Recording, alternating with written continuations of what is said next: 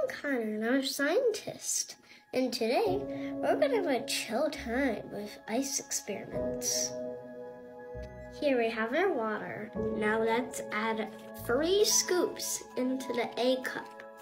That's perfect. Stirring the stew. Stirring the stew. Let's start adding our ice.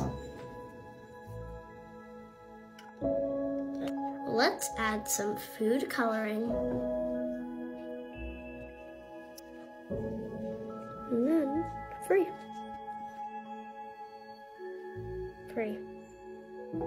When you add salt to 1 cup, you add more stuff to the water, but it doesn't take up any more space. This makes the salt water more dense because it has more stuff packed into the same space.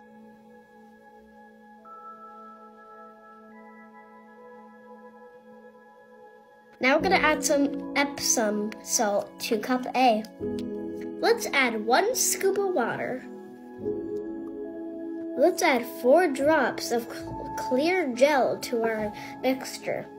Now we can paint our snowflake with our mixture.